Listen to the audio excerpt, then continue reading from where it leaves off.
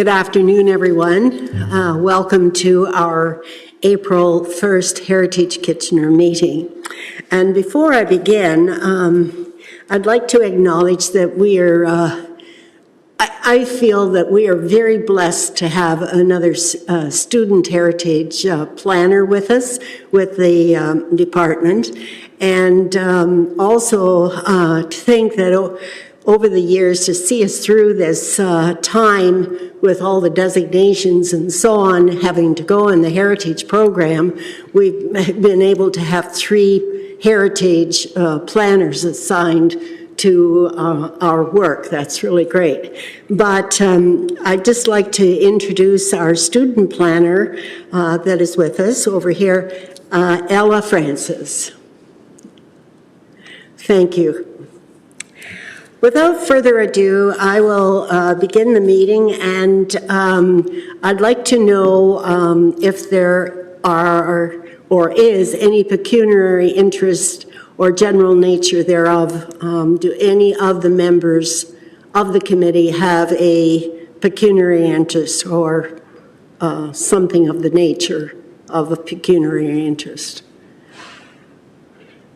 Seeing none, we'll proceed then to our delegations, and we're talking about 63 Cortland Avenue East. This is DSD 2025-110, and I did say delegations. However, I do note that Diksha Chowdhury, our heritage planner, would like to do a 5-minute presentation. So Diksha, please go ahead. Thank you. Thank you, Madam Chair. So the first item on the agenda is the draft Phase 1 HIA for 63 Cortland Avenue East. The property is currently listed as a non-designated property of cultural heritage value or interest on the Municipal Heritage Register, and is also located within the Cedar Hill Cultural Heritage Landscape. So the Phase 1 HIA focuses on the history of the site, assesses the site against Ontario Regulation 906, and it does contemplate demolition. According to the HIA, only portions of Building 1, which is the main building, have been identified as having cultural heritage value or interest. They meet 2 out of the 9 criteria for OREG 906 and have been recognized for its design, physical, and historical associative value. These sections are representative of the Romanesque Revival architectural style and are associated with John M. Schneider and the J.M. Schneider and Sons business from 1897 to 1925 for a period of 28 years. The business was started as a butcher meat market, and it still exists today, and it's one of the biggest meat companies operating in Ontario. The other sections of Building 1, Building 2, and 3 do not have any cultural heritage value or interest, and also do not have any contextual value. So the Phase 1 HIA does propose demolition to portions of the main building and complete demolitions of all other buildings on site. A development concept plan has not been finalized, though the applicants do have a concept plan here today to present to the committee. It should be noted that the concept plan is only to give the committee an idea of the type of development that can happen. It's in no way final and is subject to change. Once the development concept has been finalized, a Phase 2 HIA will be submitted, which will be brought forward to the committee at the appropriate time. The next steps do include the applicant submitting a notice of intention to demolish portions of the main building and all other buildings on site, which will be brought forward to HK and then to council. At this time, staff are looking for the committee's input as we continue to review this HIA. No motion or recommendation to council is required. The applicant and the applicant's heritage consultant are here today with a brief presentation for the committee and to answer any questions the committee may have. That concludes my presentation. Thank you. Thank you. Thank you, Diksha. Diksha, when you are asking for recommendation or information from the committee, Is there anything in particular that you are trying to pinpoint that the committee should highlight? Through the chair, no, there's no recommendation required, and I'm only looking for the committee's input. So there's nothing in specific that I would want the committee to provide. I'm just looking for an unbiased opinion and any comments that the committee might have. Thank you.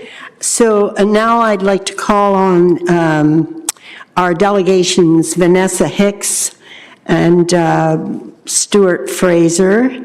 Vanessa Hicks, MHBC Planning, please. And I would recommend that you speak right into the mic. Even though we have upgraded the sound system, it's always good to aim for the mic. Thank you.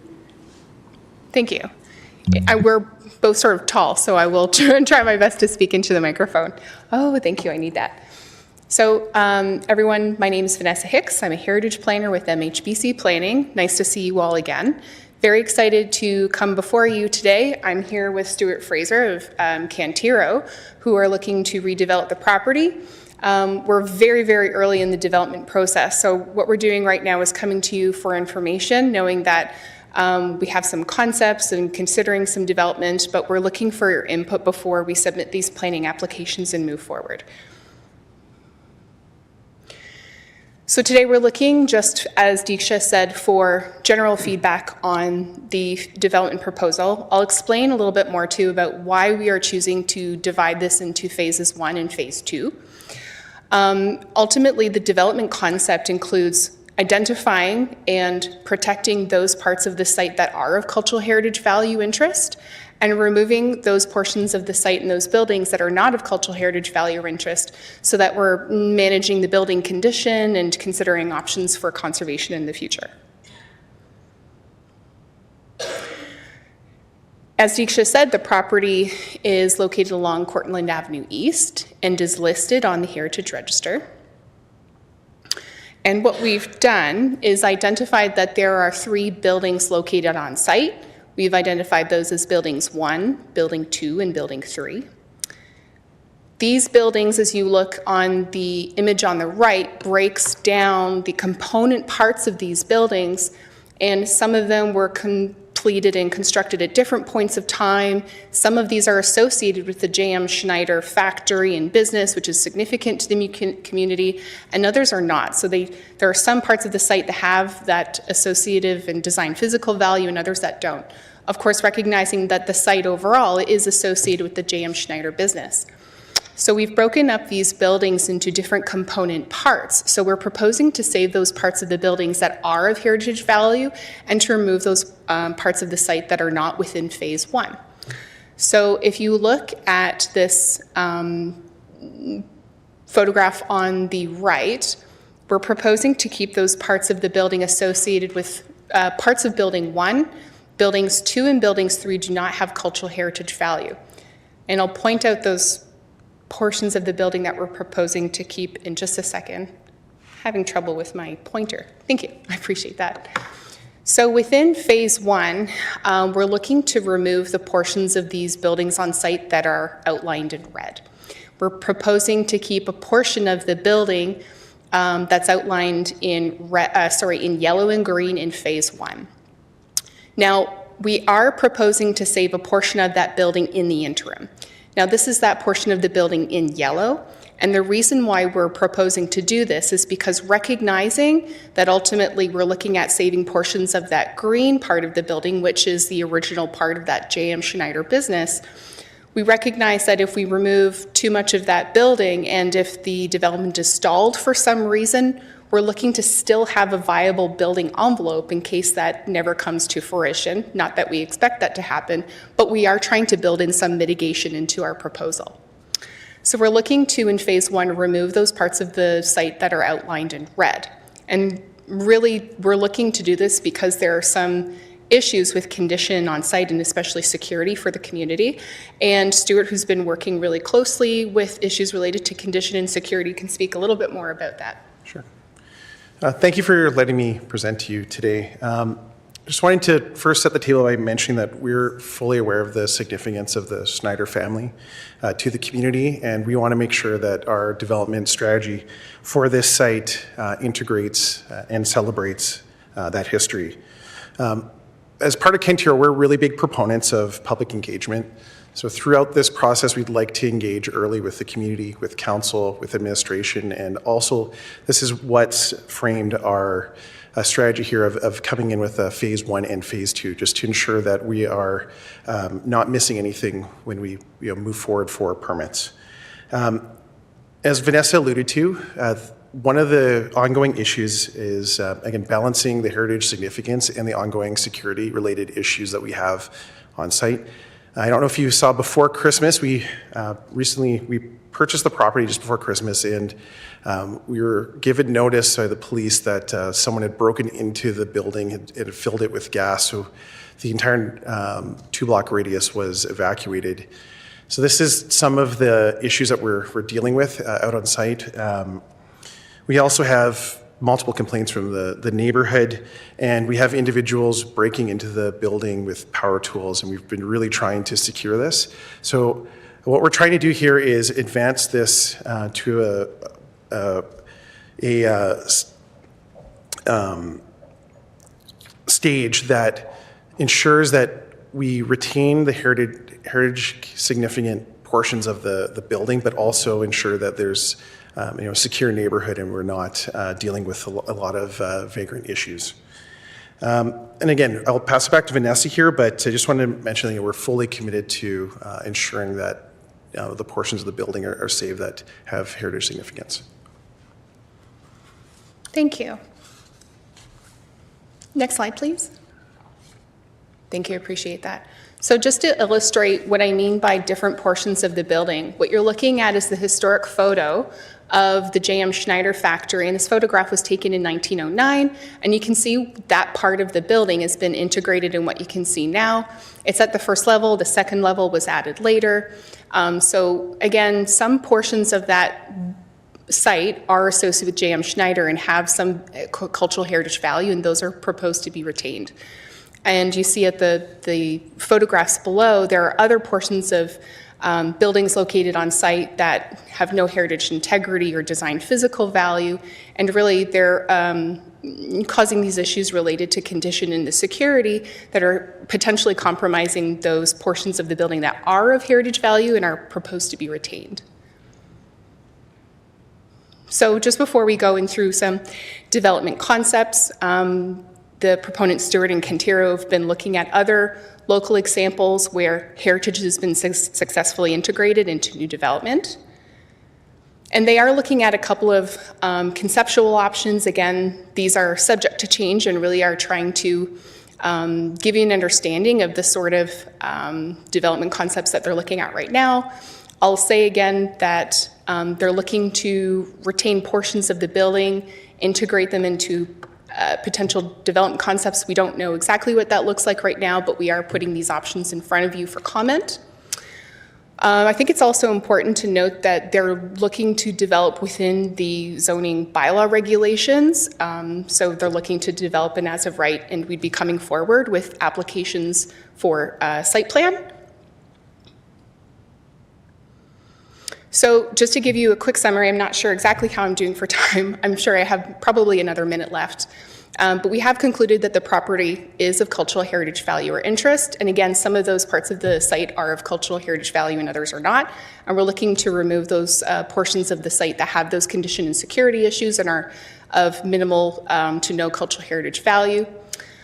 So we completed our heritage impact analysis and we're in support of the proposed demolitions where the removal of building 2 results in no or minimal adverse impacts, and we're looking to demolish those portions of building 1, recognizing that there is some moderate adverse impacts and that we have completed those structural reports to ensure that the removal of those portions of building 1 can be undertaken safely without resulting in adverse impacts to the structural stability of the portions that are going to be retained.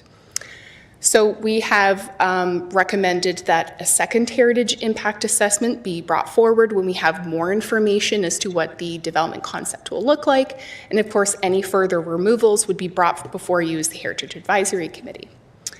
We're recommending a mothball and temporary protection plan to again make sure that that portion of the building that is of cultural heritage value is stabilized and is set aside for incorporation into the development proposal in the future.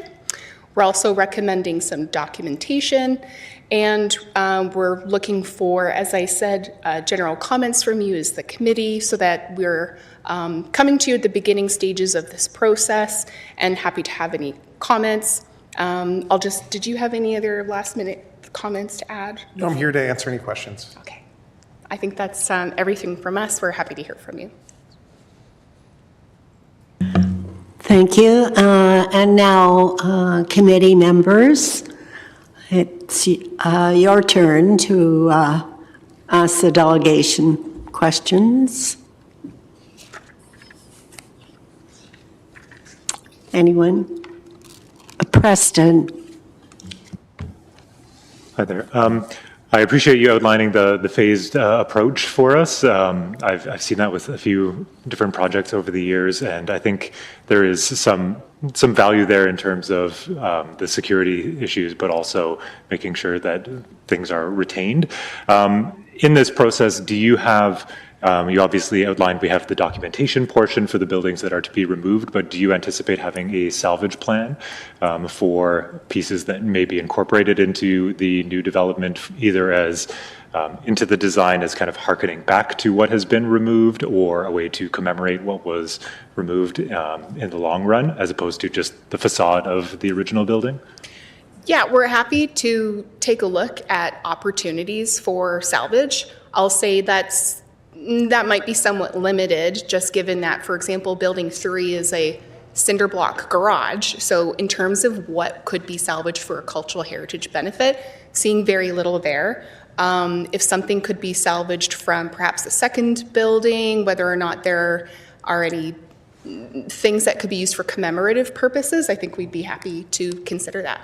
Yeah, we've, again, it's a little bit early. We've recently retained McCallum Sather, who has designed Glovebox and a few other projects, and we're getting into design phase with them, and that's why when you saw some of our proposed plans here, it's pretty early days with it. So we were showing you the goalposts of a townhouse project up to an 8-story. It fits within the zoning, but some of these discussions need to be really hashed out, and as part of our next phase, we will come with a fully vetted out plan.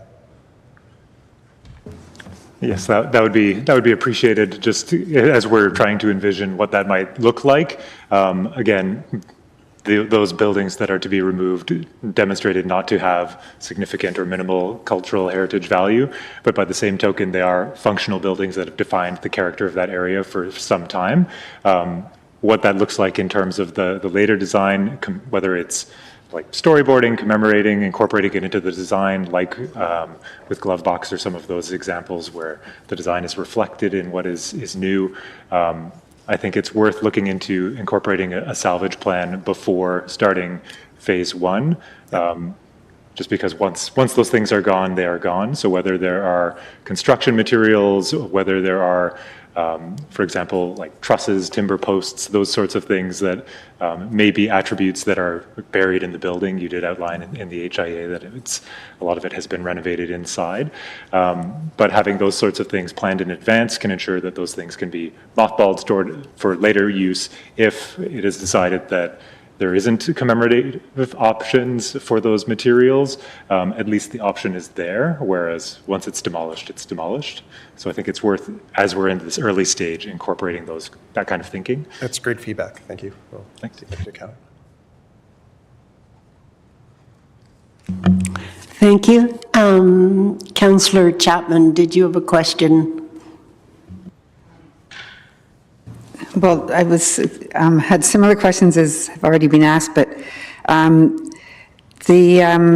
have concerns with the second stage of the first building, of building number 1.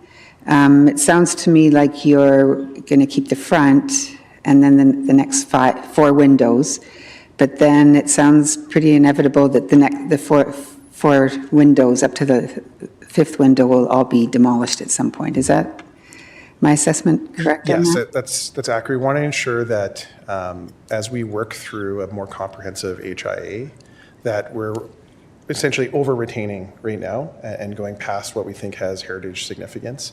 The back part of that building is an addition, and it's our understanding that it has minimal heritage significance. So we're going to ensure that what's left, and again, if for some reason the project doesn't go ahead, there's still an asset that has value on site. Right. So when we talk about cultural heritage value, so Building 1, or the front part of it anyway, was built in 1909, but then the other buildings were built in 1925, was it? And I mean, there might have been a later date after that. I mean, that still seems quite, it's not a contemporary building, right, from 1960s or 70s, right? There's still quite a history there. Certainly, and I'll answer that question. And as you can see from the diagram that I showed you, there are actually quite a few components of Building 1. And the J.M. Schneider, the John Metz Schneider business, was there for a relatively short period of time, from 1897 to about 1924, definitely by 1925. So not all of those buildings were either constructed to have design physical value. They were additions that were made to serve sort of a functional rear addition sort of portion of the building, or they were never constructed for or by J.M. Schneider. So we are looking at, what portions of those buildings have heritage value or not, recognizing, of course, that some of that building fabric is perhaps from the 1920s, 1930s, maybe even 1930s. So yes, we are proposing to demolish some of those portions of Building 1, Buildings 2 and 3, but also recognizing that some of those portions of buildings that are 20th century, constructed in the 1900s, have very minimal heritage value. Okay, thank you. Thank you, Councillor Chapman. Those are your questions. Any others? Yes, Grant. Thank you. Thank you, Madam Chair. I was wondering if Cantero Homes was the applicant as well on the property that's abutting to the north, 4553 Cortland Ave, I believe? Sorry, your question is whether we own it? Yeah, whether you're the Yes. applicant of that site point as well. Yeah, we're currently under development for that site. Thanks. What brought about the Phase 1 HIA? Sorry, what was that? What brought about the HIA in this instance for this property? Why did we bring about the heritage impact? Yeah, assessment? did you guys do perhaps like a pre-submission? What was the inciting force to get going on the HIA? Oh. Why did you make the decision to? I think I can answer that, which is that because the property is listed under the Ontario Heritage Act, the removal of any building or structure, regardless of whether or not it has heritage value or not, has to become before you as the Heritage Advisory Committee. And obviously, when we come before you to provide comment or make a decision, we want to provide you with as much information as we can, as well as to staff, to help you make that decision.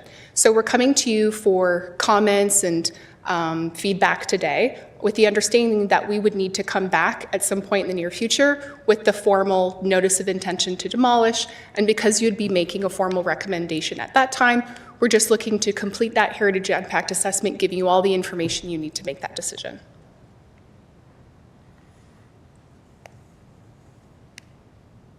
Thank you, Grant. Are there any, yes, Nick, sorry. Thank you, Madam Chair. My question is regarding the security of the site overall. It was mentioned that there have been like a significant number of either incidents or break-ins at this site. And part of my concern is that Building 1 looks to be, from the diagrams, kind of a continuous structure with these additions added further onto it. So part of my concern is which buildings are being affected by these security concerns, and what is the difference in security between the different parts of Building 1, Building 2, and Building 3, so that in the event that these other buildings are removed, we don't have a redirection of the behavior and traffic towards the impacted heritage building. Yeah, so I think first and foremost, if you look at the buildings that are on site, they're quite large in nature. So there's a issue with just the vastness of what is currently sitting on site. So we've sat down with both the community and Councillor Chapman and discussed a plan to ensure that we're doing everything we possibly can to secure the site. Part of that is limiting the scope because we're having an issue here, for instance, with our fences, where we've got a plan for cameras. It's just the sheer volume is difficult. So that's one component. The second piece here is as you limit it, it does become much easier for us to put in a higher level of mitigating factors into the building. It's just there's so many openings right now. It's just kind of like plugging a dam with your finger. And again, our intention here is we want to make sure that it's secure and gives us time to appropriately redevelop the site. So hope that answers your question.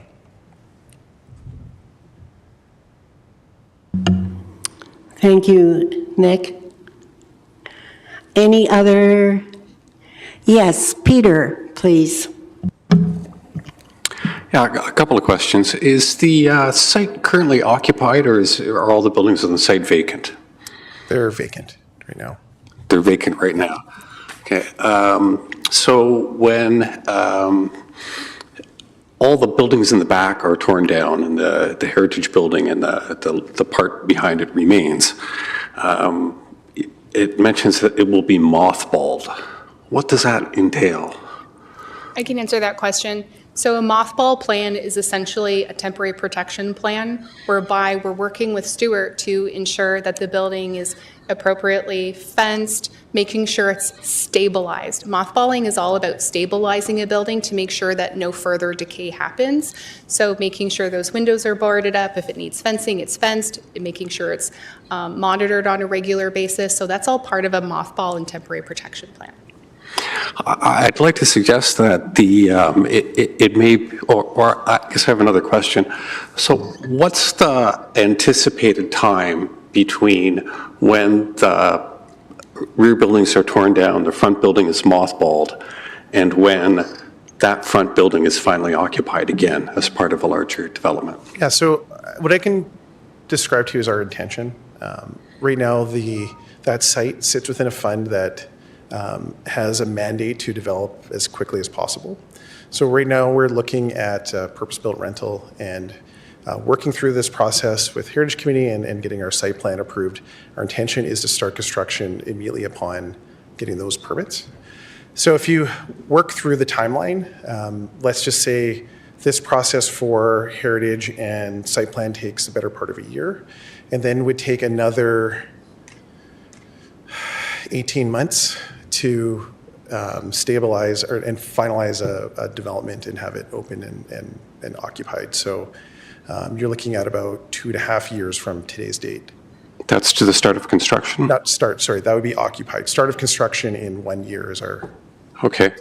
I'm just wondering whether it is feasible or possible in any way that building, instead of being mothballed, could be occupied in the interim, with an interim use. Just from an overall site safety point of view, an occupied building is better than an unoccupied building.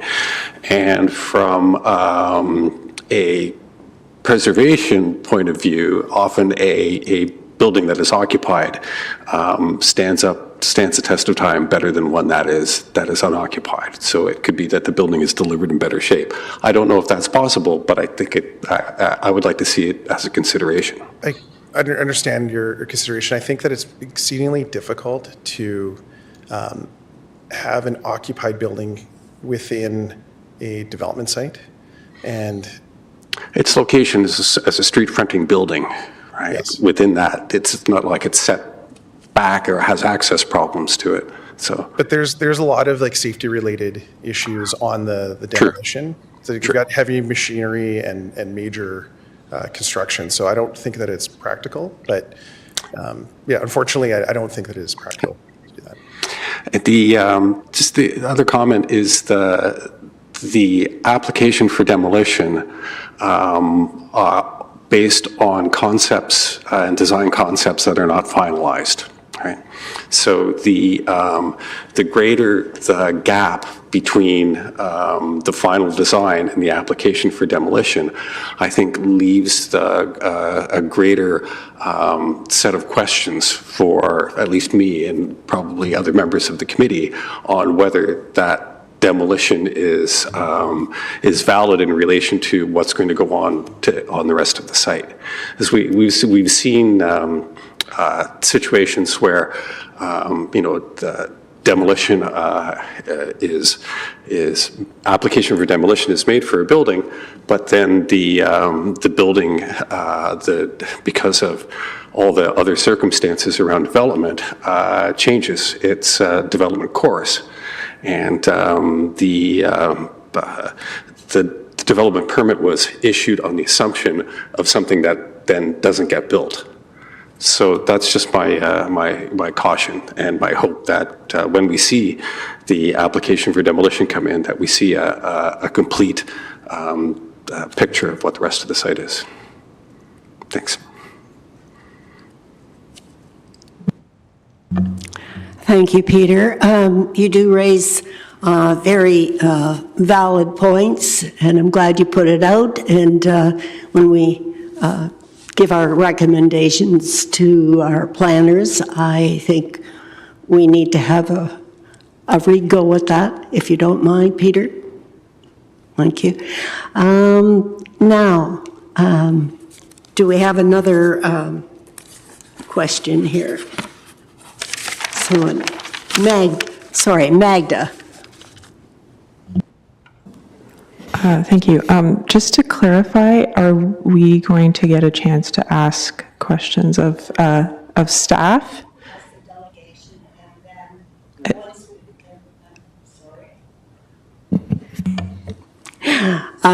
Once we've, we're going to, right now, our job is to ask the delegation questions, and then we ask the staff and give our recommendations, right?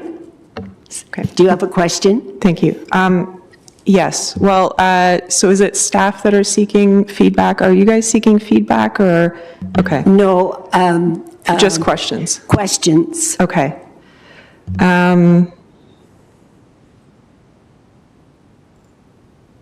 I apologize. I wasn't sure how the order would go, so I have a lot of comments, and I'm just not sure when is the appropriate time to raise them. Okay, so I do have a question for you. The building, as was noted by Deeksha, the heritage planner here, is within the Cedar Hill Cultural Heritage Landscape, and I did not see that referenced in the Heritage Impact Assessment. Is that just because that wasn't relevant for this particular type of study, or what, like, how do you address that, or do you not need to? Thank you. Certainly, I can answer that question. And to a certain extent, it is a little bit out of the scope of the Heritage Impact Assessment. I do recognize that it is within an identified cultural heritage landscape. Now, the City of Kitchener includes several cultural heritage landscapes, and only a few of them are actually formally protected and have plans for management. I don't believe, and I have checked that cultural heritage landscape description, and there's no description of the actual site that we're looking at that would be something that I could take and feed into the Heritage Impact Assessment. The descriptions of these identified cultural heritage landscapes not being protected are quite general.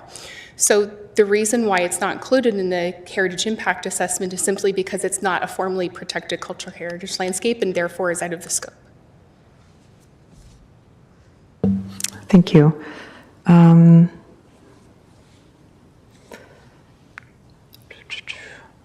I did want to echo Preston's and Peter's suggestions regarding salvage and adaptive reuse and sort of finding, working with existing buildings. But I'm not sure I have any. I do have lots of comments, but I guess that would be better left for the next part. Okay, thank you. Thank you, Magda.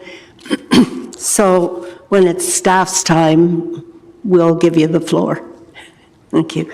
Councillor Michaud, you had a question or you wish to pass? All right. Yeah.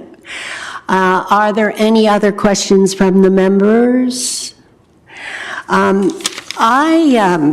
do have a question or two and a few observations. Vanessa, there's a statement, and I believe it's in your report, little information on the history of the Silverwood dairy operations in Kitchener are available in the historic record. And you've really given emphasis to Schneider, and granted, Schneider was important, making the industry of the future. But was there a reason why Silverwood Dairy doesn't seem to fit in this picture? Well, to answer your question, I think the reason why I included the history and the information that we have available or that I'm able to find on the Silverwood Dairy is because it is relevant and it is important to determining what is of cultural heritage value or significance on site.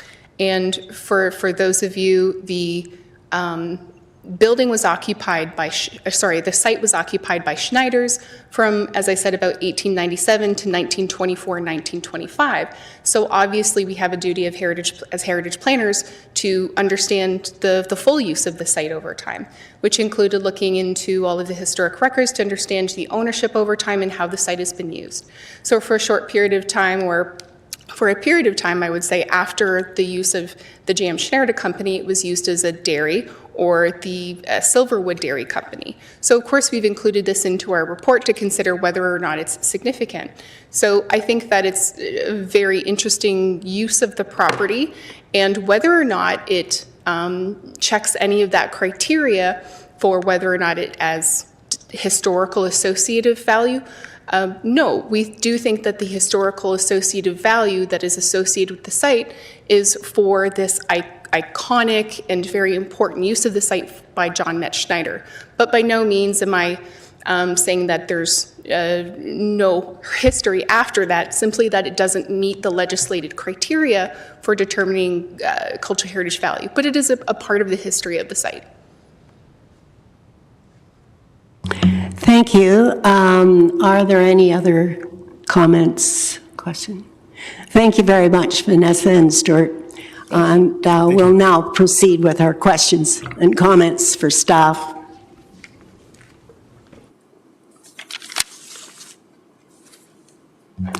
So, questions, would you like to raise your hand? Questions and comments to staff, and staff is looking for feedback on this report and what is to happen on the site. So, who would like to start? Magda, thank you. Thank To you. staff. To staff, yes. So as this property is listed heritage property, I was wondering if it has been or will be part of the Municipal Heritage Register review, and how is the study, the heritage impact assessment we're discussing today, how does that impact this process if it indeed exists? So through you, Madam Chair, so this property is part of our Municipal Heritage Register review. What we've been doing in part when it comes to these properties is because of the sheer volume of the properties. There's about 231 of them. If a property is part of a planning application or anticipated one, we are looking for support on that. That being said, we are going to conduct our own research and evaluation. So at this point, this site is within our list, and we are going to be conducting our own research. Okay, thank you. I'll just note that just because if, 2 of 9 criteria were considered to be met, then it does qualify for potential designation. I would also argue that there are other potential criteria that it meets. And I'd be interested in a closer look at how the CHL identification would impact the evaluation of this property.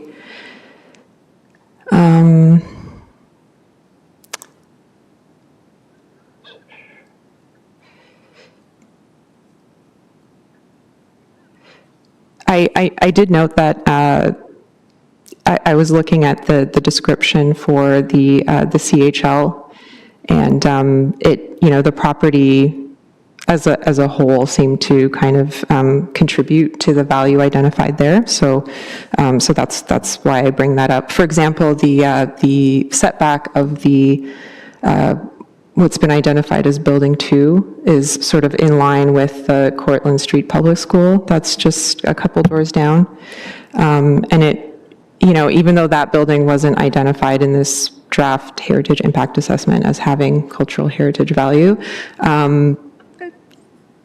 I see there potentially being value in kind of the ensemble, the setback of that second building, creating this kind of open space that's it's parking now, and I'm not sure, how it was used in the past, but it's sort of that arrangement facing the street has been there for at least 100 years.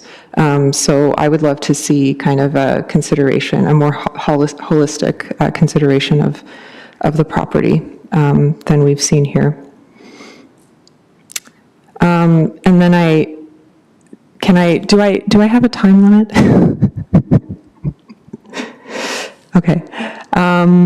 Okay, so I also made a couple of very specific notes about the draft assessment, so I'm just going to run through them very quickly, and perhaps I can provide some more comments in writing if more detail is requested.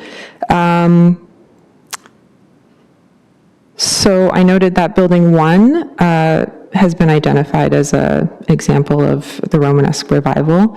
More specifically, I would say it's a late example based on its date of construction and the introduction of classical elements. I thought that was worthy of noting. Page 47 of the draft assessment notes that the builder and architects of the buildings are unknown, but should be added to the historic record should this information become available in the future. So I have potentially identified Jacob Betts as the builder of the original 1909 building.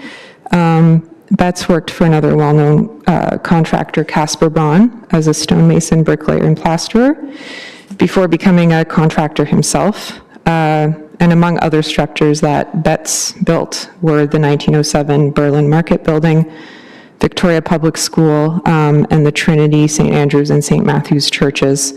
And in 1908, he was also the founder with his sons of the Betts Furniture Company. Furthermore, given the German heritage of both the builder and client, I think it would be worth investigating a possible relationship to, and I apologize, I don't speak German, Rundbogenstil, a German branch of Romanesque revival that was also employed in the German diaspora.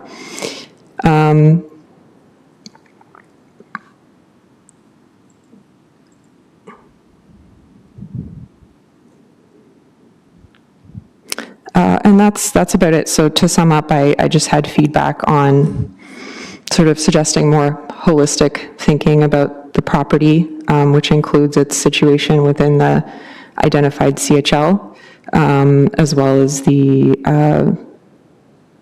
arrangement of buildings on the property and the spaces they create, the potential that has in future development. Those details about the building that I mentioned, and I think I will leave it there. I apologize. I had a lot of thoughts and I wasn't sure when the opportunity would be to voice each of them, but I'll leave it there. Thank you. Through you, Madam Chair, if it's helpful, we can schedule a follow-up meeting, or you can send me those notes. I think that would be helpful to have, so we can definitely arrange that. Thank you very much, Magda, for another way of looking at the information and pointing out these parts.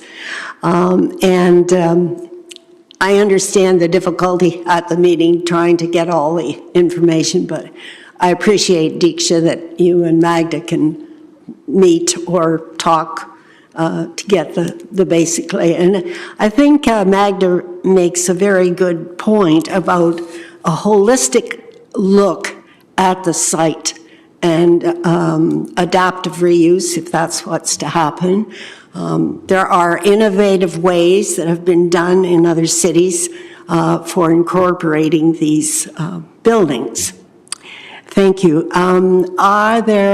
Yes, Preston, please. Thank you. Just to that point, I think we've identified a number of areas that we have further questions of, be it the long-term historical use, the spatial organization, the architecture, and the CHL context. Is it worth expanding that follow-up meeting for interested parties, whether it's a subcommittee or unofficially, to discuss those with less time constraints than we have in our regular sessions? Thank you for raising that, Preston. I'm going to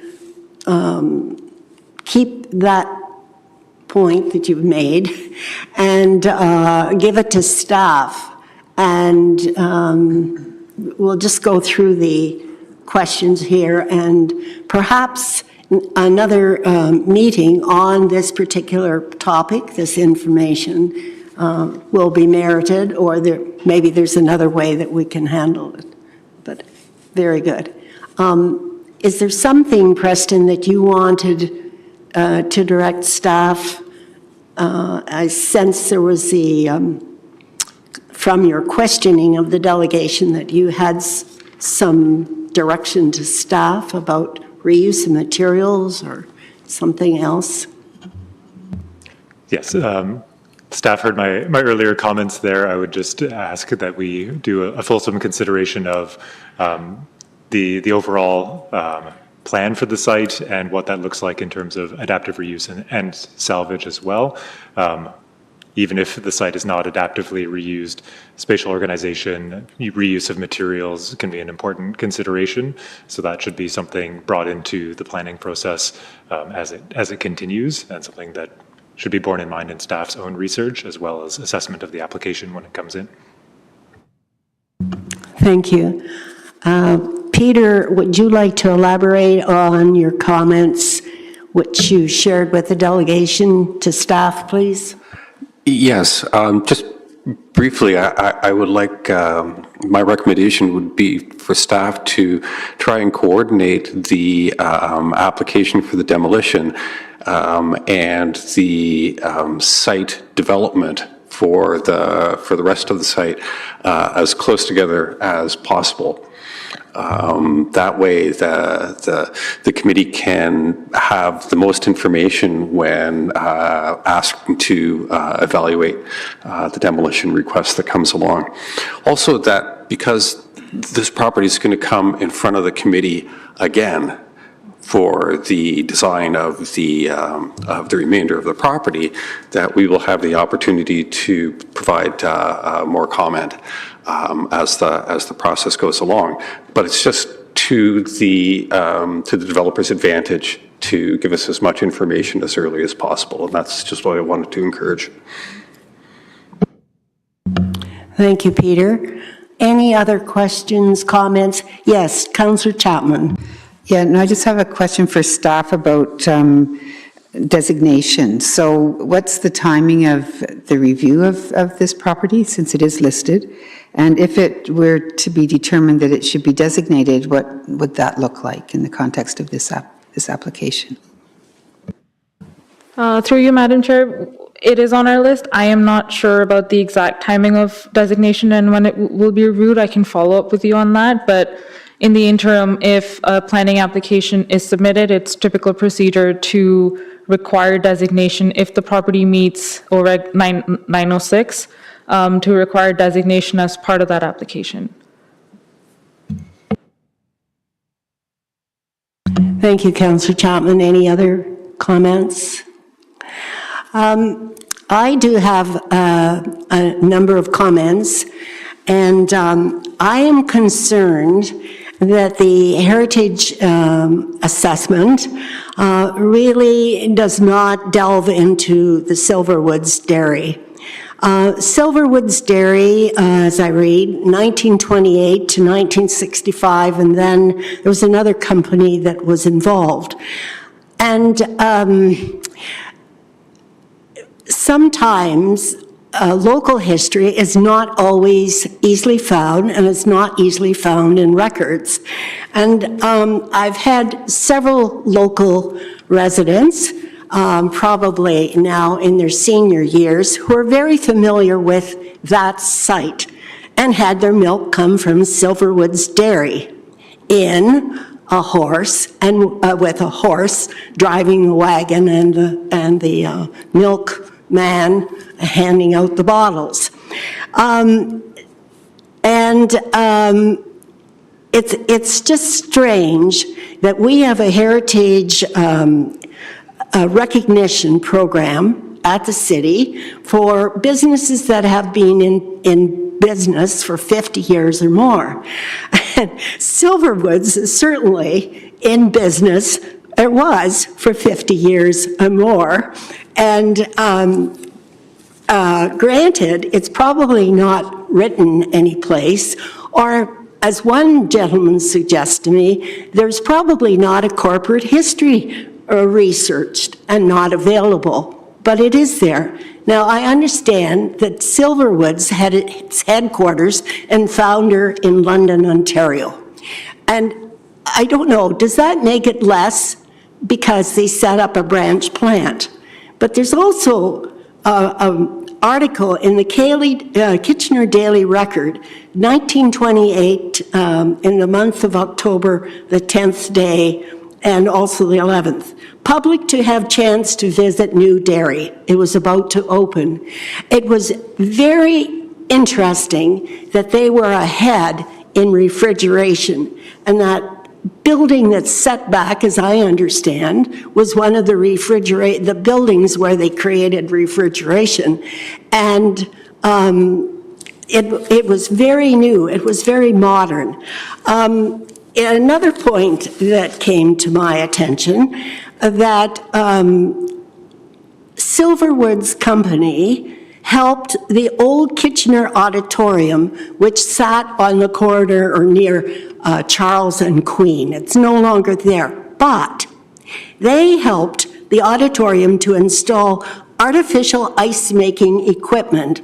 Prior to that, the auditorium had natural ice. So there are some interesting parts that I find, for instance, cultural themes and cultural activities, and that stands out, I would say, for these buildings, that it isn't just J.M. Schneider, but we had Silverwoods on the site as well. And I feel that there should be more work done on this, on the information, and looking at how all these buildings fit together. And certainly, we have a very good picture of J.M. Schneider, the assessment, but there's another company here that we need to look at how these buildings contribute to the heritage of that site. So, and I'm also very concerned, as several other members are, about coming with a demolition permit, and we don't know what's on the site, and these buildings are going down. I don't think that is good conservation at all, or even for us to say it's a well-done project. I know things can be done better. So those are my comments, and I don't know if anyone else has any other comments. All right, seeing none, staff, you have the comments, and if you wish to follow up with any of us, we're available. Thank you. All right. Our next item is 4.2 Municipal Heritage Register Review, and that's today's date. Deeksha, are you about to do the presentation? Through you, Madam Chair, I think our student planner, Ella and Jessica, are going to present. Fine, go ahead then, please.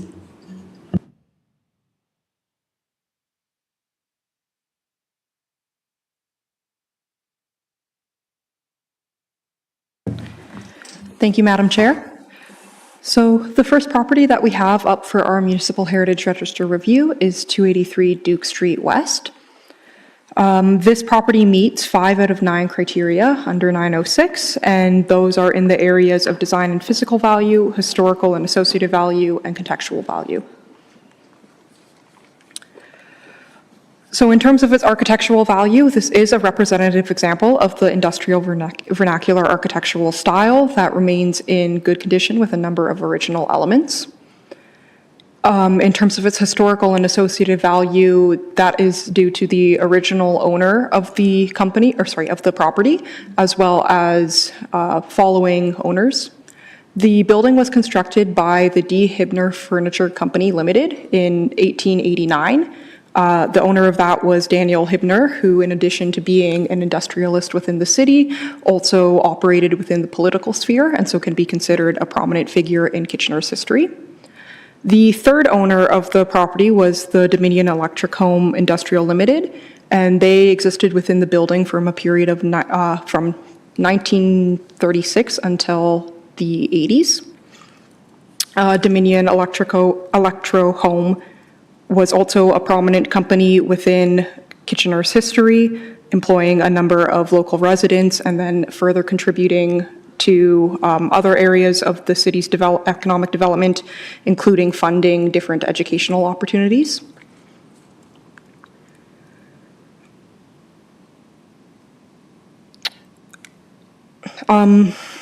So in terms of its contextual value, the property contributes to the this relates to the continuity and character of Duke Street West and the surrounding Warehouse District Cultural Heritage Landscape, as well as the adjacent Canadian National Railway Line Cultural Heritage Landscape. The Warehouse District covers the west end of downtown Kitchener, and it's the result of rapid industrial growth and subsequent rapid population growth that was experienced in the city in the early 20th century. There's a number of large industrial buildings that remain which contribute to this landscape, including 60 Victoria Street North, which is located just south of this building, and then 51 Bright Up Street, which is located to the west. The property is also physically, visually, and historically linked to its surroundings, specifically the railway tracks. It remains in its original location and its original orientation, organized along the railway line and with a front entrance oriented towards Duke Street West. So our next properties are being reviewed by our student, Ella.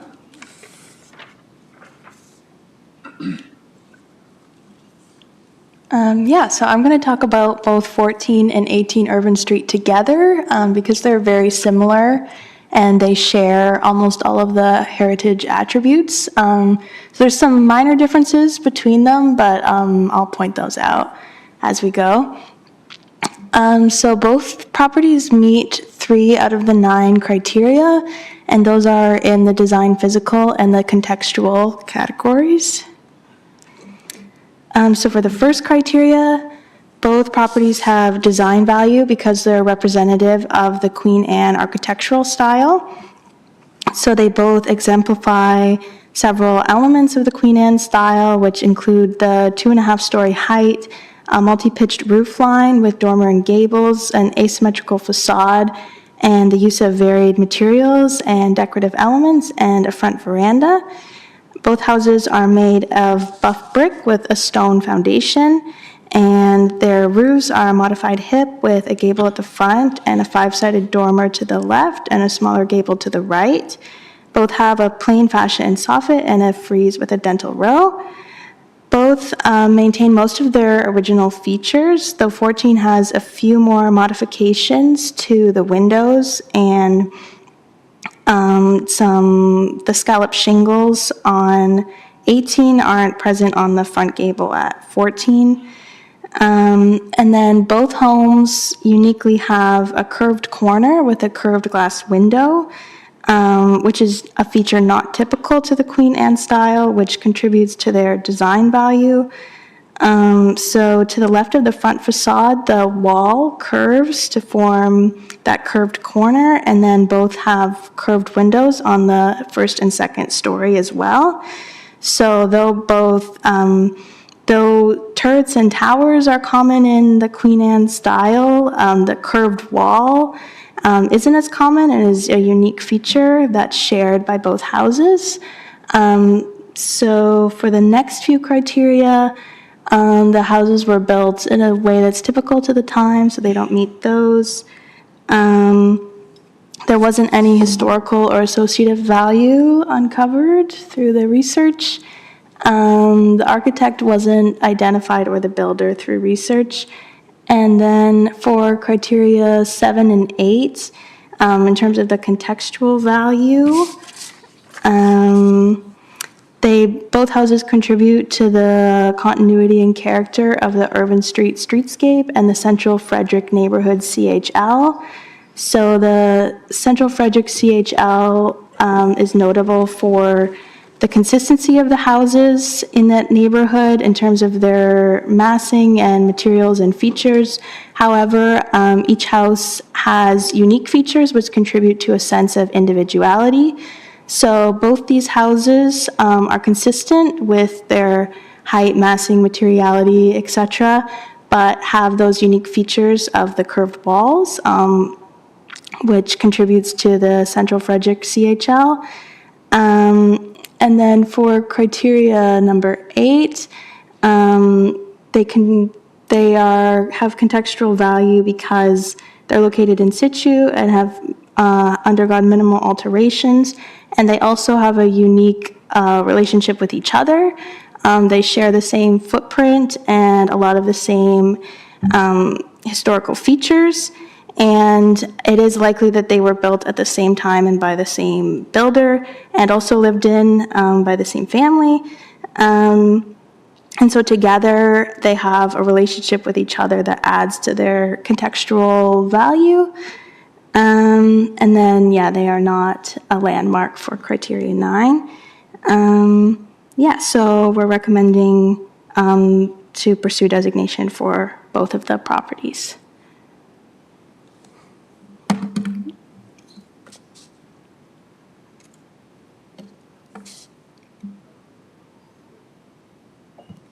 So, sorry, to conclude, staff recommendation is that pursuant to Section 29 of the Ontario Heritage Act, the cultural heritage value or interest be recognized and designation pursued for the following 3 properties, those being 283 Duke Street West and 14 and 18 Irvin Street. And that concludes staff presentation.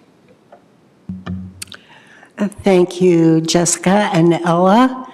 Are there questions on the properties for our staff?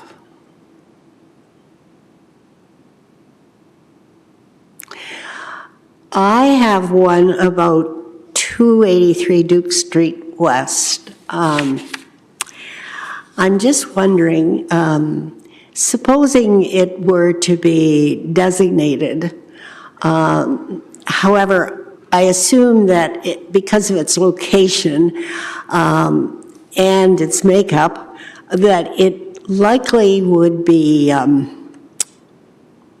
a candidate for good adaptive reuse. So how would we designate, usually we designate the exterior and the property, and But in this case, we need to have some wiggle room to do what you need to do on the site. Any comments about that? Jessica, maybe? Sorry, Madam Chair, I'm not quite sure what you're asking. Are you saying we should reassess the identified heritage attributes? Or? No, I'm just saying, if we were to designate it, how would we provide in the statement for designating enough flexibility so that the, whoever owns it can do adaptive reuse or whatever they have to do? Well, heritage designation, through you, Madam Chair, heritage designation doesn't preclude development from occurring on a site. It would just mean if an application were to come in, it would require the same heritage studies that we request when we receive other applications that involve heritage resources. So a heritage impact assessment would have to be done, and whatever development concept was created would just have to consider the heritage resource. And so there would be room for negotiation as far as what the person intended to do with the buildings. Yep, if their heritage study would consider different design elements, and they would, like I said, whatever they developed would just have to consider the heritage resource. We've had developments before on other sites with designated properties. It's like a negotiation. It's an additional consideration when you're developing with a heritage resource. But they would just follow the same process that we do for other development applications with cultural heritage resources. Thank you. So are there any other questions for staff? Seeing none, then I will move to the recommendation. That pursuant to Section 29 of the Ontario Heritage Act, the cultural heritage value or interest be recognized and designation be pursued for the following properties: 283 Duke Street West, 14 Irvin Street, and 18 Irvin Street. Who would like to move the motion? Thank you, Laura. Any other questions? Seeing none, all those in favor? Unanimous, thank you, carried. And this report then will proceed under delegated approval authority. Thank you. 4.3, Heritage Kitchener Committee 2025 Work Plan Update. Jessica, would you please do the presentation?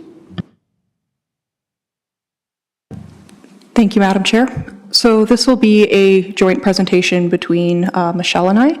I'll start off the item, though, with a big thank you to everyone who participated in our surveys. We know there was a lot of information and questions to go through, so we really appreciate everyone who dedicated their free time towards this work.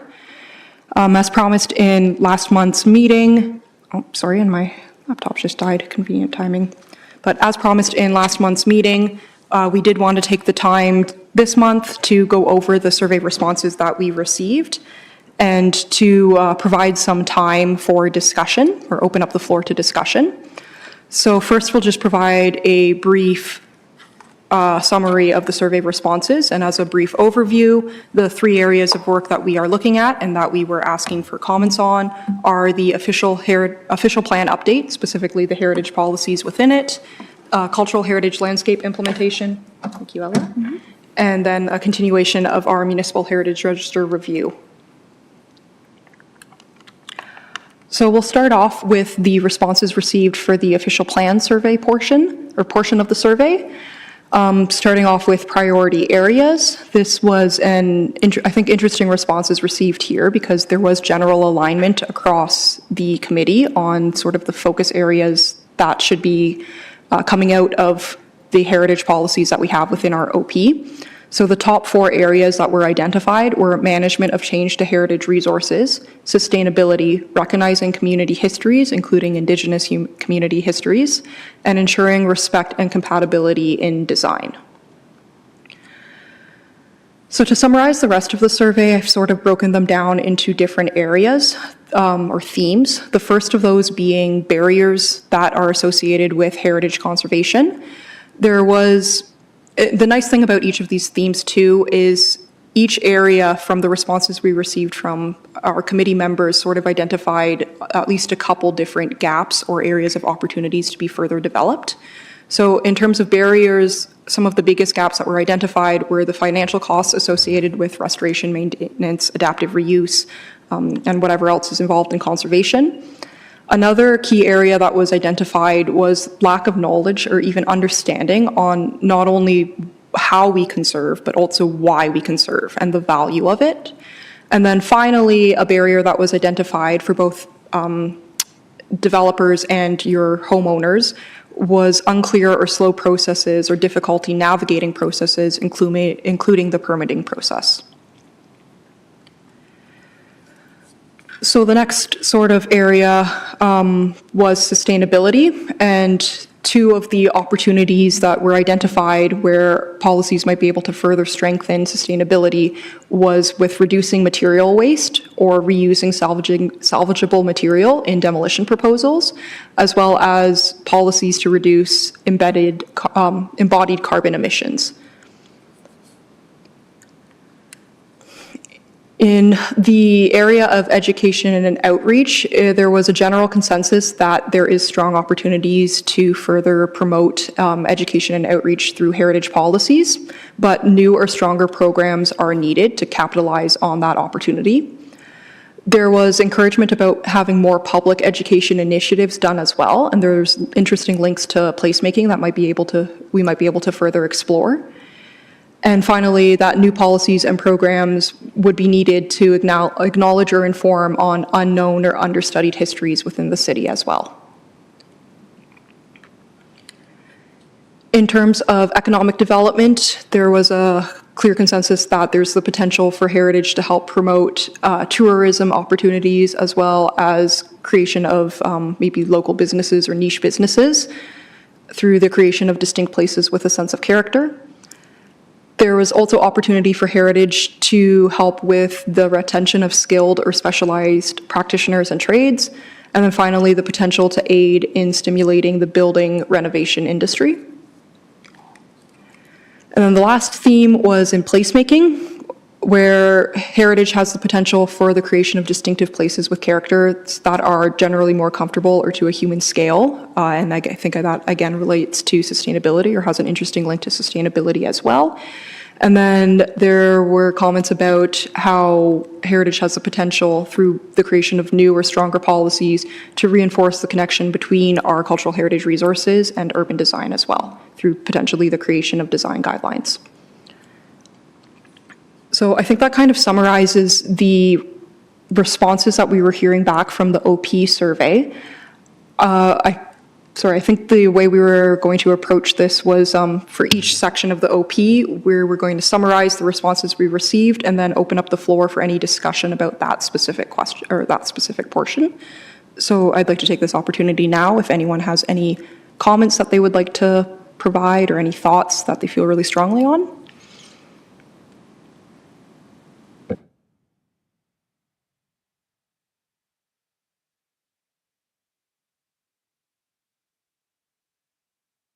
Great information, Jessica. Nicely summarized and put together. I don't see any questions for staff. Oh, sorry, Councillor Michaud. Thank you. Thanks. I have some comments, but I don't have it in front of me. Can we put it on the screen again? Can we the one I thought not placemaking, economic development. That one. And this might be in the wrong category for my thoughts, though. Yeah. So attracting tourism opportunities, business, et cetera, through creation of distinct places and sense of character. And is this where you would see, or maybe it's placemaking, where you'd see the history walks, the tourism places to bring people? Is that where this economic development piece would come in, or is that more placemaking? Or am I right off left field? No, I think it would link to economic development if we are looking at possible policies or programs that could be created through the OP, which might help to encourage tourism opportunities. Yeah. So the intent of the survey was to, one, kind of determine people's priorities in heritage conservation or how they see it fitting into the land use process. And then two, to identify any gaps which we might be able to further explore through this OP update. So, I mean, I think we got exactly what we wanted out of this survey. We saw that people's were generally aligned, and I think they were echoing some of the things that the heritage team had already been thinking about. Yeah. We have initial thoughts on how we might be able to address a number of these, but this is more a, like I said, a gap identification, and the OP process is really just kicking off. It's ongoing. So we'll be coming back with maybe directions on how to respond to these gap identifications. Great, thank you.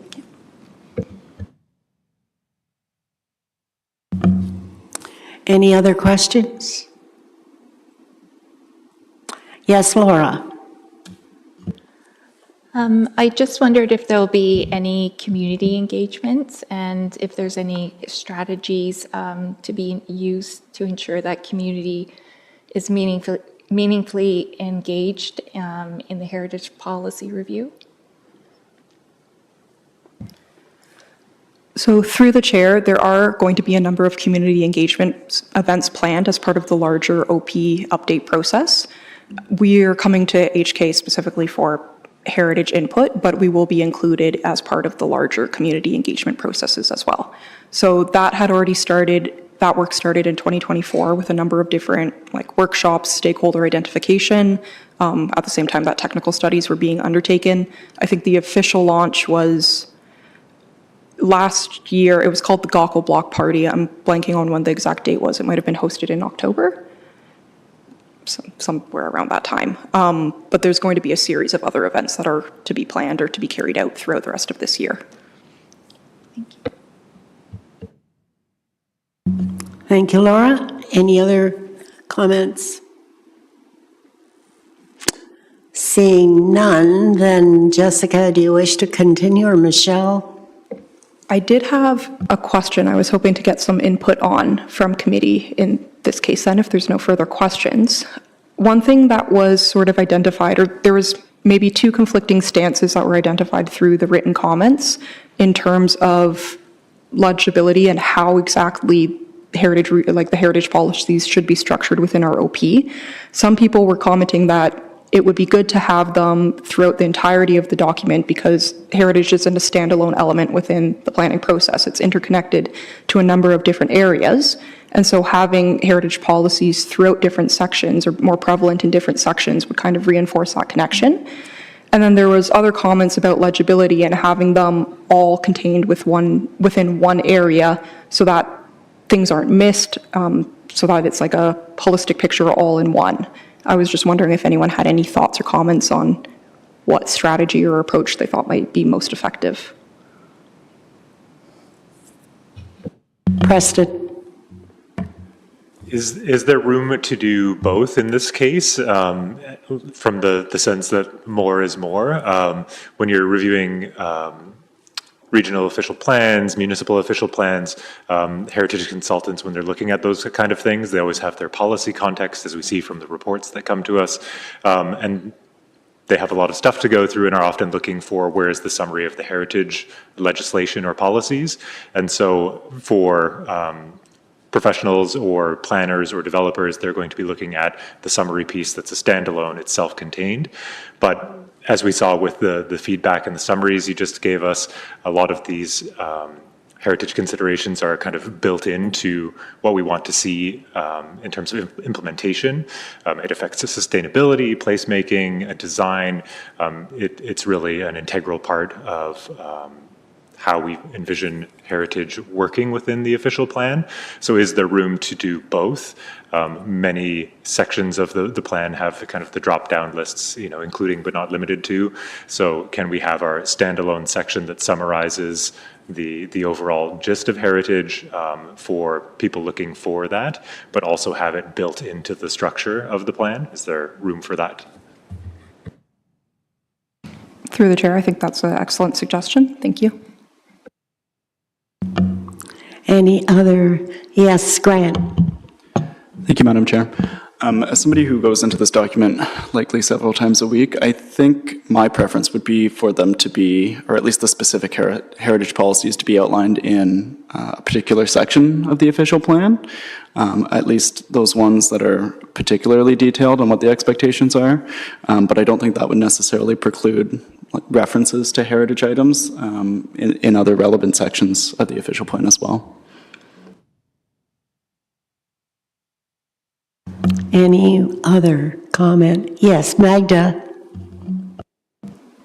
Yeah, I'll agree with that. I think I said something to the effect, or if I didn't, this is my current opinion, is that it's very helpful to have it, everything in one place. But it's kind of, it seemed like it was at the end, and it seemed like there could have been references in other sections, even just, the few that you suggested we review in preparation for this survey. So having, maybe people who wouldn't go to the heritage section, having them become more aware that, okay, placemaking, and, here is how placemaking relates to heritage. Refer to section 3.1.2.4. So that it's all in one place, but we kind of find ways of tying it into all these other things that sometimes people don't necessarily connect to heritage always.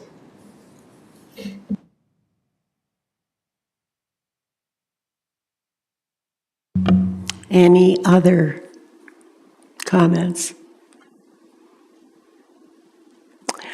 I would just like to reflect on committee's comments, and I certainly support what has been said, that in other words, you have one specific section.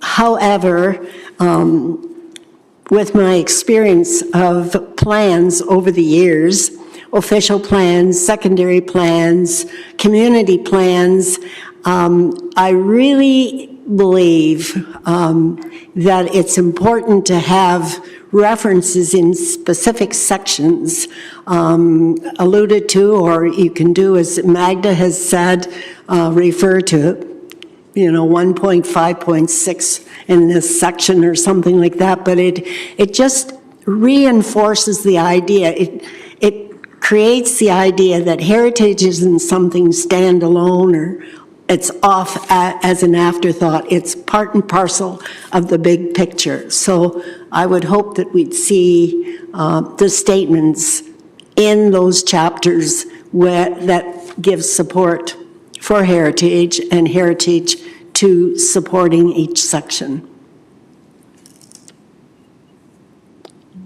Any other comments?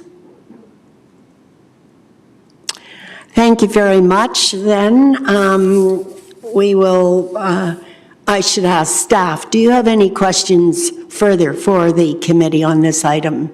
Sorry about that. It's okay. Thank you, Madam Chair. I think that concludes the OP section. Thank you. And now we'll do the information item, which is the tracking sheet. Are there any questions on? Through you, Chair, we still have I'm additional sorry, items. Michelle? Through you, Chair, we had pardon two. me. Yes, we had two components to the survey. So Jessica had provided the update on what we heard from the committee regarding the broader official plan policies, and I'm going to summarize what we heard from you regarding the more specific cultural heritage landscape policies. And then we'll do a similar process of seeking any comments, feedback, and then a few questions to perhaps encourage further thought and discussion here tonight. So with respect to cultural heritage landscapes, what we heard from the committee was an outstanding, 72% of our committee members indicated that they did think there are gaps in our CHL policies. I'm not surprised by this. CHLs are a relatively new concept in in sort of the trajectory of the Heritage Act and how heritage plays into the Planning Act. And I think there's a real opportunity as part of our OP review to focus on our CHLs and implement some policies moving forward. In response to the survey question that I had posed about what proactive strategies we could use to conserve cultural heritage landscapes, I sort of ranked 3 things, although there were ties, I think, at every level. So I heard back from the committee that number 1, there was interest in there being council-adopted CHL design guidelines, including sign guidelines. And then together with that, I heard about implementation guidelines for CHL conservation. For a little bit of background, the region did prepare what was called a regional implementation guideline, but now that Planning Authority has transitioned from the region to the city, we will have to create those own documents for us to work with, but we are starting in a really good place that the region has a guideline that was created, and in speaking with some consultants, they actually use that guideline in other municipalities. So I think we're in a really good place moving forward with that particular response. The second thing we heard was about collaborating with other public bodies who own CHLs, as well as identifying something that's known or heard of in the industry of heritage character areas or areas of cultural heritage character. Locally, Cambridge has some policies on these types of areas, but also many other municipalities across Ontario have these types of policies to protect specific areas that have a unique heritage character. The piece about collaborating with other public bodies I found quite interesting, because as I do my own research to feed into our review of the existing CHL policies and what we might develop moving forward, is there is acknowledgement in other municipal official plans about public bodies that own CHLs, as well as CHLs that cross municipal boundaries. So definitely the idea of collaborating is going to be important in some circumstances. And then the third one that I heard back from the group was about listing our CHLs on the Municipal Heritage Register and using bylaws and agreements under the Municipal Act. So for instance, right now, we have, within the property standards bylaw, we have a section that applies to vacant heritage buildings, and it applies a higher standard for property standards for designated heritage buildings that are vacant. So those are some of the tools that we could be using and either reflect in new or updated CHL policies or further implementation tools to conserve our CHLs as we move forward with their conservation. And then the second question I had asked was with respect to the types of policies that the committee feels we may need within the official plan to conserve cultural heritage resources. So the number one that came back from the committee was having clear direction on what would be required when an applicant submits a Planning Act application. So what do they need to be submitting to confirm that they have a complete application from the perspective of or through the heritage lens? And so, often right now that is a heritage impact assessment and possibly other studies. Second, I heard from the committee that there needs to be clear definitions in the official plan. And then re-echoing of that first point from the proactive strategies around having some implementation guidelines that are in place to guide CHL conservation. And then I heard third was demolition control policies as perhaps a way to protect protect properties that are located within our CHLs, as well as number 4, having policies for city-owned CHLs. So whether that be things like our heritage corridors, some of which are identified in our existing official plan, or whether that be things like our park spaces, roads that have been converted to trails, other trails that, were former railways, etc. And then the last thing that I heard from the group was about development and site alteration policies being put in place for properties that are adjacent to cultural heritage landscapes that are not defined as protected heritage property. And so right now, the province defines protected heritage property, generally speaking, as property that is designated or subject to agreements under the Ontario Heritage Act. And then the second thing I heard that ranked at the same level was defining the plans and information that we would want to have, both staff and committee and ultimately council, when we receive requests to demolish a building that is located within a cultural heritage landscape. So that gives us some really good direction to look at our own policies, look at what other municipalities have done, and either revise or develop new policies to help us achieve some of those objectives. So with that, I have my questions. So my first question to the committee is based on the Cultural Heritage Landscape Survey and the responses you provided and the summary that I've outlined today.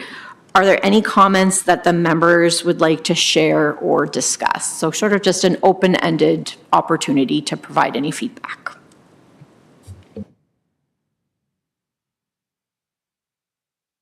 Grant?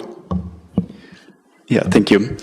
I'm not entirely sure how I'm going to word this, but I was wondering if any consideration, I don't know if it's a question or a comment that you could just take away, but I think sometimes when looking at heritage designation, and especially when it's at the neighborhood level of a heritage landscape, sometimes these tools can potentially be used for exclusion and potentially not allowing development through the means of protecting cultural heritage resources. But I think sometimes this kind of keeps a certain income level potentially in a neighborhood, and that these tools can potentially be used for not the purest of intentions. So I was wondering if there's any consideration to including in the heritage policies balancing the need potentially for affordable housing or for mixed incomes, or just making it explicit in there that that the policies really do need to be balanced against other considerations, especially in respect of equity.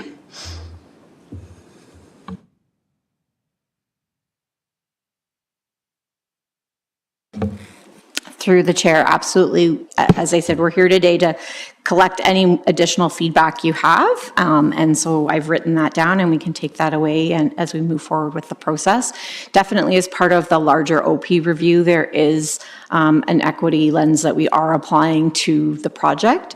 And we can definitely consider that balance in the development of our policies as well. Thank you, Michelle. Any other comments? Yes, Preston. I think this ties into Grant's point as well as some of the other points that you had in the summary there, that really defining the terms is important for any kind of action or policy review moving forward. We saw that earlier with the delegation on 63 Cortland, that it was not clear how the CHL fit into the planning process or whether it should even be considered. And in this case, they interpreted it that it should not be, or wasn't relevant at least.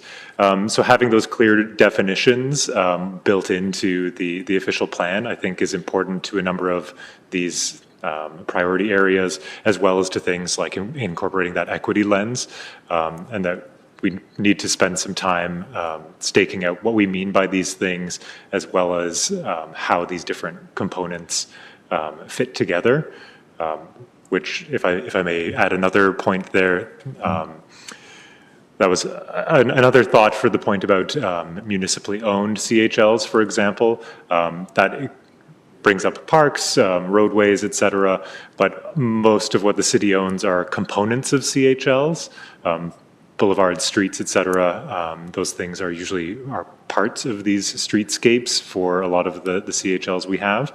But that's a definitional thing. You know, is it a city-owned CHL is the only thing that the policy applies to, or does it include portions or components of these CHLs? And so drilling down and working out our definitions, I think will help give clarity to the public and developers on what is allowed or what isn't allowed, or how we want to treat these CHLs, but also is a good way to dovetail with those discussions about equity and how we implement these things on a municipal scale. Thank you. Thank you, Preston. Michelle, do you have a comment? Through the chair, no, just echoing my previous comments in terms of thank you for the thoughts, and we'll take those away as we work through the process.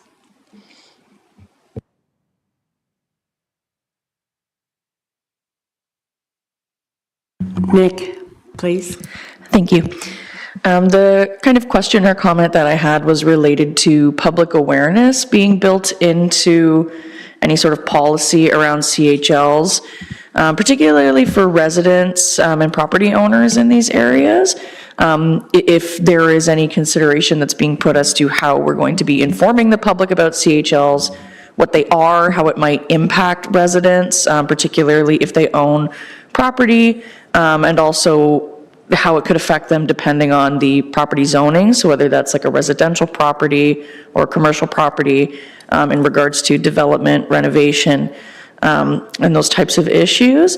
And I was just curious as to whether or not there'd been any consideration for that, or, you know, steps in the policy towards public education about CHLs for residents and visitors to those areas. Thank you, Nick. Staff? Through the chair. So when the city's cultural heritage landscape study was done back in 2015, there were a number of public engagement sessions with property owners and the broader public around the inclusion of those CHLs in the study. As we move forward with implementing the study and providing tools to protect those CHLs, as part of this process, the CHLs that are within the scope of our review, we will look to not only come through Heritage Kitchener for feedback, but host information sessions for some of the specific neighborhoods where we're intending to implement I shouldn't say very, because I don't know what it will look like yet, but where we're intending to implement some site-specific or neighborhood-specific policies. And in the other areas, they will be sort of generalized policies that could be applicable to all types of CHLs across the city. So our engagement process will not only look with our meetings with Heritage Kitchener, we're also looking to meet with property owners in those 4 neighborhood CHLs that were outlined in the report that came to committee in February, I believe, or maybe it was March, and is also attached for the April agenda today. And we'll also look to have a broader CHL public open house for anyone that's within any of the CHLs. And then, as Jessica shared earlier on, we also are feeding into that broader OP review. And so we will also be participating in upcoming public consultation on the broader OP review process. So there's going to be a number of different ways for not only owners, but members of the public to get involved and provide their feedback as part of the process. Thank you. Any other questions? Yes, Magda? Thank you. I just, hearing your concerns and just the broader like education aspect, I think I submitted this as part of my survey response, but I will reiterate. I think it would be wonderful if there was a resource where anyone, we could go online, have a map and see, this building, whether you're just interested in learning about its history, You link to the SOS if it's designated. Property owners can learn about, what types of policies or laws affect their property. I feel that, the GIS mapping, it's a little bit cumbersome, and there's so many other kind of layers on top that I think it'd be wonderful to kind of combine broader, just public education about heritage and local history with kind of very clear information for property owners or people concerned about what, how these policies and laws might affect them and their building. So yeah, just an idea. Thank you, Magda. It sounds like an opportunity for a brainstorming session on this, and maybe how to upgrade technical information and so on. Anyway, I'm sure Michelle has it in the list, and I'll leave it at that. But we probably can have some more thought and talk about like public education on heritage and that category. Through the chair, absolutely. I mean, public education is important, and unfortunately, it isn't always something we have time for. We are aware of that. Given the timelines of the OP review project, I don't want to lead any or make any suggestions that we're going to revamp that tech in the next year and have it play out. But I think we would echo those comments that it would be great if we could focus on public education, and not just the website, but there are other ways of doing that as well. And definitely that can be something that we look forward to in future work plans with staff and with the committee. Thank you, Michelle. And if I may, when I think back maybe in the 1980s and 90s and 2000s, the Waterloo Regional Heritage Foundation used to have money and grant money for projects which could be pursued, such as a type that you're mentioning, Magda. And also the local Architectural Conservancy of Ontario frequently could do projects like that. So I understand staff's time and the time limits because of what's the commitment to the official plan process. However, maybe what we need to do is to look for some other groups with which we can partner to do some of this work and outreach. And any suggestions, Magda? We welcome them. Any other ideas, comments? Yes, Councillor Chapman. Yeah, thank you. In an earlier composition of the committee, the idea of decolonizing heritage came up.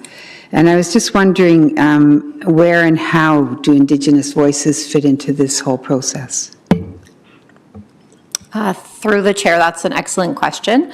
So again, as part of the larger OP review, our team has already reached out and has ongoing meetings with the Indigenous community.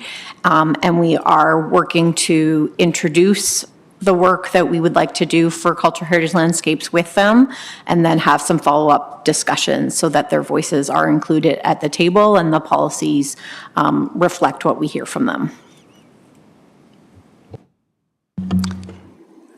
Thank you, Councillor Chapman. Are there any other questions? And staff, that concludes your presentation. Through the chair, I did have one more discussion question. All right, proceed. Sorry. So I will share. So this question came out of the survey question that related to different ways to conserve CHLs. And so one of the options that members could rank was designation of CHLs under the Ontario Heritage Act. And so typically that means either an individual designation under Part 4 of the Act, where there's a designating bylaw that applies specifically to the property and describes the value and then identifies the heritage attributes to be conserved, or it's a Part 5 designation, which more commonly we refer to as our heritage conservation districts. And then in those cases, we have a district plan that outlines policies and guidelines for change within the neighborhood that dictate when a heritage permit may or may not be required, and how, development may have to consider policy and guidelines. So what was interesting to me was that if you remember the PowerPoint, because I know it was several minutes ago now, this was not within sort of the top, I want to say 7 options that were provided. It was like 9 maybe in the ranking. And so I was just kind of curious as to if anyone has any thoughts as to why you ranked designation low, or if you had examples of proactive strategies that you thought would work better than designation, and that's why you had ranked it low. So that's sort of an open-end question that I'd absolutely love to hear feedback on, either here or post-meeting.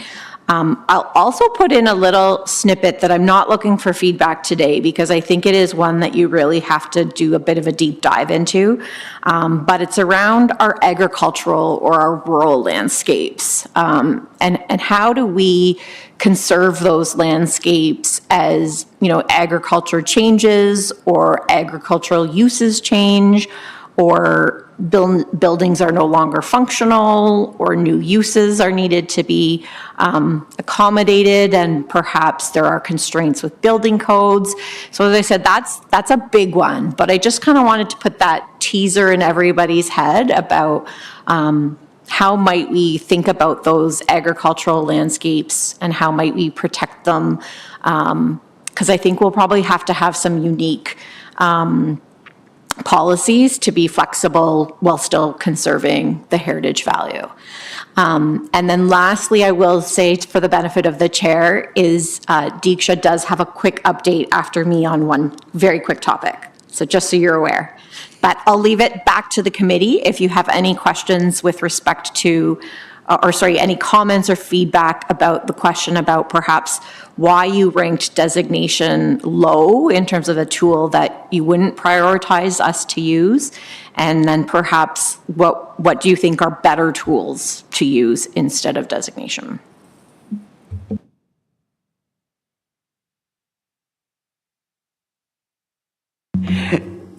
Maybe it's too late in the day. Would you have any objections if we left it till the next time, or you sent us out an email and reminded us, perhaps? I'm struggling trying to think about the questionnaire and where this, what was in the group, and how we were to prioritize, and why was designation at the bottom of it. So I don't know, is there anyone here who is prepared to talk about it or mention, or, as I said, circulate the question with the items, and then have us think and return the information to you. Yes, Preston? I think I can provide a summary comment, but I agree that I think maybe this may be circulate for further feedback. But the idea of designation, as we've seen in some of the previous comments tonight, I think it can be cumbersome, or as Grant alluded to, it can be used for other purposes. And when we're getting to the level of designating or creating HCDs for entire areas, that does pose quite a limit on what property owners can or cannot do. So I think it was probably ranked low out of a hesitation to do that, especially without those definitions I referred to earlier. As we saw again earlier with the Cortland presentation, there's still question marks about what any of this means or how to engage with it. So I think the skew of the questions seems to have tended towards education, engagement, definition of terms, those kind of things for this reason. So that's my 2 cents take on why that was low on the list, because designation, at least I think in a popular perception, comes across as fairly heavy and fairly limiting, especially for a large area like a potential HCD. So people can disagree with that. We can discuss that in the follow-up, but that's some thoughts for why that might be low, and then I'll look forward to seeing more discussion at a follow-up time.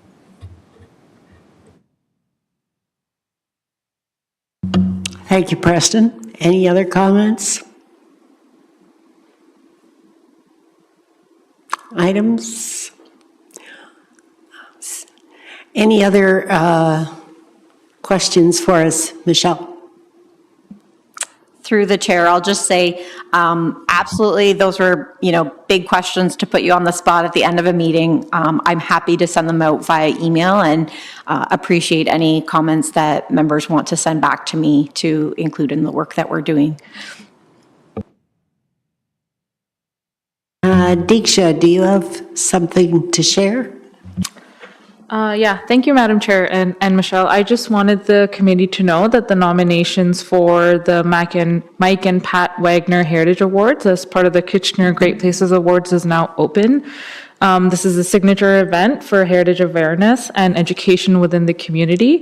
The nominations are open until April 30th. So if you know of any great heritage projects that have been happening in the city in the past year or two, I would definitely encourage you to go on the website, kitchener.ca, and I can request Mariah to circulate the link to you as well.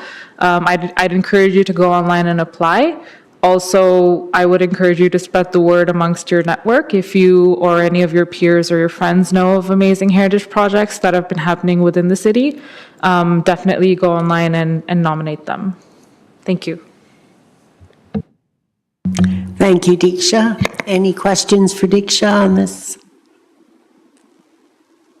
Madam Chair, may I just suggest, Yes. if the Heritage Kitchener members were interested, the City of Kitchener has done some social media on all of our channels, including Instagram, X, and LinkedIn. And if you so choose so, if you wanted to help spread the news about the Great Places Awards and the Mike and Pat Wagner Heritage Awards, it could be as easy as just reposting those so people in your network are able to see that, or definitely willing and happy to help support you if you want to make individual posts as well. We do get good uptake and information sharing through social media, so we definitely would appreciate your support in that regard.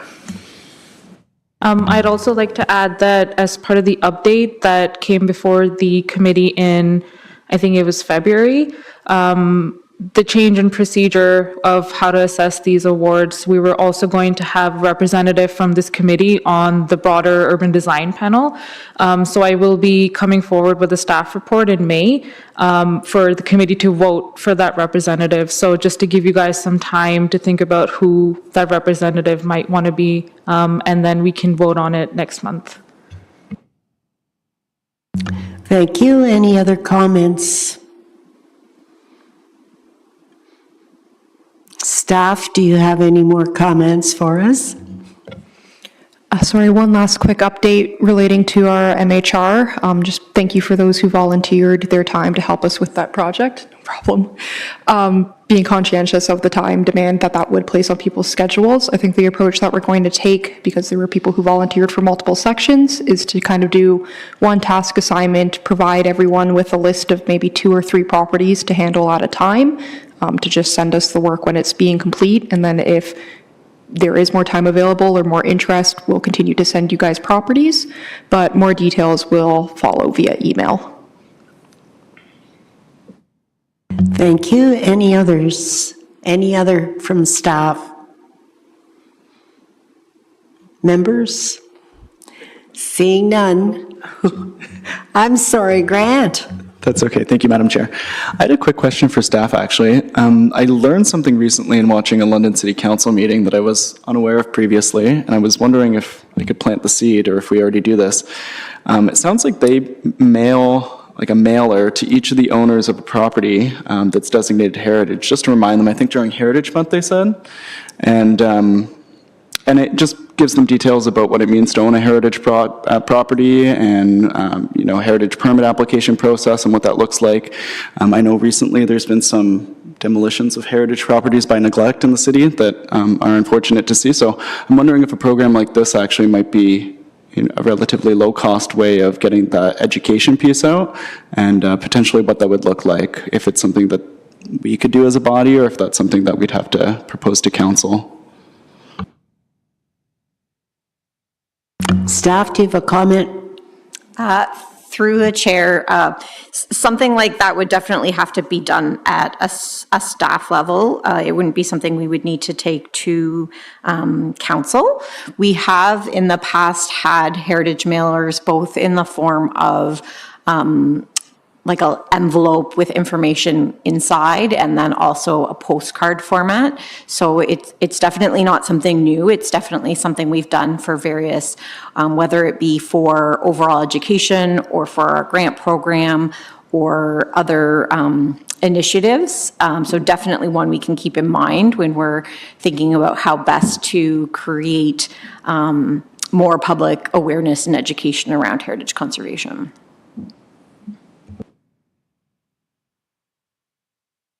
Any other questions, comments? Seeing none, who would like to move adjournment? Nick will. Thank you.